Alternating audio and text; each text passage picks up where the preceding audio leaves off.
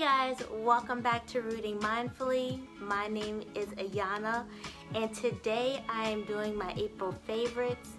And I know I'm a little bit late on this video, but I just wanted to show you guys what plants are my what plants are my favorites.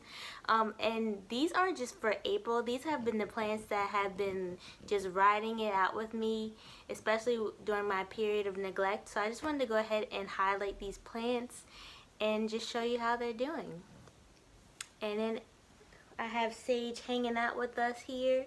He was taking a nap, but you know, I decided to film a video. I was getting good lighting, so here we go. And the first plant that I want to show you guys is my Hoya linearis. I am so proud of this plant. It is growing so well. And if you guys watched my last couple of videos, I did order one from Groovy Ranch Plants, and it didn't come in the best condition. You can see some of the branches aren't as they're not as soft as the other ones. I did end up ordering another Hoya linearis after that one, just so I could balance it out. But the ones from Groovy Ranch Plants aren't as soft, and they're definitely not furry as the one that I ordered after that one, or even the linearis that I had before. But for the most part, the Hoya linearis is a very soft plant. I love the fuzzy leaves on this plant. I don't have any other plants in my collection that have the shape of leaves that this one has. And then it has tons of growth. It has growth over here. I do have this one hanging in my northwest window, and it's just growing really well. I do have to admit that the Hoyas just kind of, what's the word? They kind of trigger my OCD tendencies. As you can see, like, some of the vines aren't equal, and so sometimes I do think about chopping this plant just so it can be, you know, very level. But I'm trying to let it grow out first before I just start chopping it, you know, chopping away at it. But I do notice with some of my Hoyas that I have been adding to my home that I'm very tempted to just snip them so that they're even. And then the other thing is, this plant has been a gateway for me, especially when it comes to Hoyas. Ever since I have like just realized that there are furry Hoyas, I've kind of gone down a little bit of a rabbit hole trying to find more fuzzy Hoyas, because you know I just love fuzzy plants. But yeah, this has been a little bit of a gateway, and I've discovered more of fuzzy Hoyas. But yeah, I just wanted to show you guys my first plant that is my favorite for April, just because it's probably one of my favorite Hoyas, although I have gotten one today that may take the cake from that one, but I'm not really, you know, fully sure. Just in case you've seen that on my Instagram, I did post a picture of my newest Hoya. But yeah, that one's definitely a gateway for me. Like I said, I do have it hanging in my northwest window, and I just love the fact that I don't have to add any additional lighting, and it does well. And yeah, so that's my first plant. My second plant that has been just hanging on with me is my bird's nest fern. If you guys watch my fern videos, that is one of my favorite ferns of all time. I just love the really broad leaves on that plant. That plant has just been growing out of control, but it just looks so lush and full, and that's why I love having it in my collection. You guys know I love nice big full plants, and it just makes my collection just look even better. I am tempted to put it outside this summer just to see how much bigger it can grow. I think I do need to pot it though, because I have been having to water it a lot lately. I did have a small incident where I kind of over fertilized it a little bit, and you can see that with a little bit of the browning on the edges, but it's still doing really good. If I do put it outside, I will have to monitor it, because I don't like when leaves get chlorotic, and so I will be monitoring it to make sure that it doesn't get any it doesn't get pale or bleached out. My third plant, I'm so excited that this plant is growing back for me. I chopped this plant back during my transformation series. I believe that was last summer. This is my Philodendron mcdowell, and guys, it is growing back. I'm so happy that this plant is growing back. I chopped it all the way to the stem, so all I had was chunks, and then I laid those chunks on the soil, and I just waited for it to sprout. It has now sprouted. The leaves are getting bigger. Of course, they're not on the same level that they were before, but I'm hopeful that when I put it outside, I'm going to get some nice big leaves, and I will be able to call him Big Boy again. And then I will probably have a heart attack when I have to bring him back inside, because then I will have to find space for him. But I'm just so happy that I was able to save this plant, and it is just growing really well. It did have a bout of spider mites when I wasn't watering it, but now that I'm like paying attention to my plants, it's doing really well. And so the third plant that I picked is my Syngonium albo. This plant I also chopped back. I took cuttings, which I really need to repot those because they have been propagating since I chopped up that plant, and they're like well rooted. But I also kept the base of the plant, which was just the root ball, and I just wanted to see if it would grow back from the roots. And so I just saved the bottom portion of that plant, and it has definitely grown back. There are tons of leaves on that plant. It has a nice set of variegation on the leaves, which I love. When I'm not the biggest fan of variegation, like I am, but I don't have a ton of variegated plants. But the ones that I do have, I really enjoy, because especially with the albo, you never know what kind of variegation you're gonna get.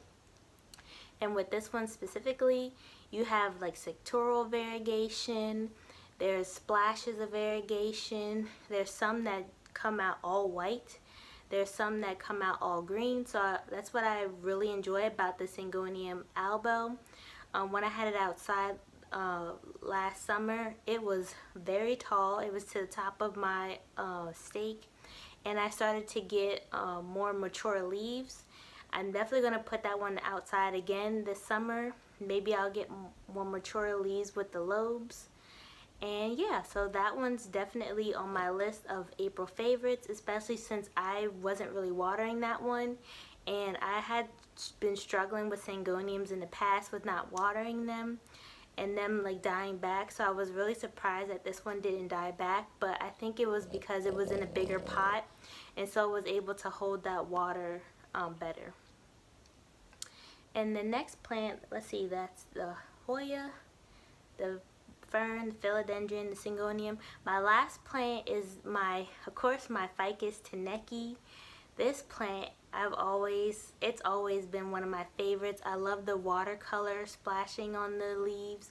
Again, it's one where you never know what the leaves are gonna look like.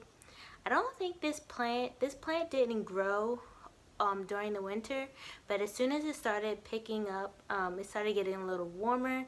It's been already shooting out leaves. I think I've already gotten almost 6 new leaves since it's been getting warmer, and I haven't even put it outside yet. So I'm kind of anxious of how much this plant is gonna grow this summer. I'm a little nervous just because it's already, I'm gonna include a video of this plant. It's already touching the tip of my sandy light, so I'm kind of nervous that when I bring it back inside after the summer that it's gonna be too tall. I might have to reorganize my rubber trees, but the taneki and the burgundy rubber tree are already really tall, so I'm gonna have to definitely figure out that corner and make sure that the leaves don't burn. They aren't burning right now, but like I said, the 2 rubber trees are really getting tall, and I just don't want them to like keep touching the light. But as you can see in the video, it is definitely growing into the grow light. but I think it's just been putting on so many leaves, and you can see that the leaves are starting to get bigger. They're not as big as they would be if I had it outside, but they are still a good substantial size. But like, yeah, like I said, I'm nervous for when that plant comes back inside. I'm gonna have to figure that out, but it will always be one of my favorites because it grows without me having to do any extra care. I did start fertilizing my plants, and so that will also help with the growth. I used that fertilizer that I showed you guys in that one video with, I think it's called Down to Earth. I was using the bat guano and the BioLive, and while those fertilizers are really good, I did get a little heavy-handed with the amount that I was using because I was trying to use it up, because guys, I cannot stand the smell. Oh my goodness, I cannot stand the smell of this fertilizer. So I was using more and more of this fertilizer to get rid of it, and a lot of my, well, not a lot of my plants, but a couple of my plants I kind of over fertilized, and so I just I cannot stand that fertilizer. So what I did, I was gonna wait until I put the plants outside to keep using that fertilizer, that way I wouldn't have to smell it, but I can't stand the fertilizer. I dumped it out in the grass, and I've switched back to my oldie, but yeah, I'm not using that fertilizer anymore, needless to say. But yeah, so those are my top 5 plants for April. I hope you guys enjoyed this video. I do have a nice lineup of videos coming. I did post on my YouTube community tab because I have a ton of plants that are coming in and have been coming in. And yes, I did order more Hoya. I don't think I'm a Hoya head, because while I do like them, I'm not like obsessed, and I do have like a certain criteria of Hoya that I'm looking for. I'm not just looking to collect all of them. But yeah, I have a lot of Hoya coming.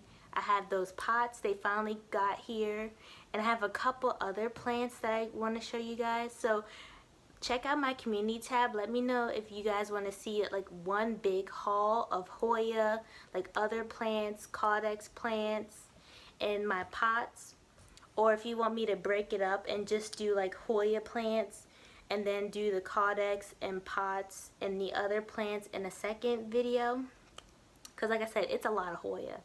So yeah, and I think it's only like, yeah, it's a lot of Hoya, but let me know if you guys want me to break it up. I'm also going to do a houseplant tour after I get my plants, because I want to show you guys what the plants look like before I put them outside. And I also need to have a reference for myself so that when the plants come back inside, I know exactly where I want to put them when they come back in. But yeah, those are a couple of videos that are coming up. And I just want to thank you guys so much for watching my videos, liking my videos, and subscribing. And I will see you in the next one. Bye.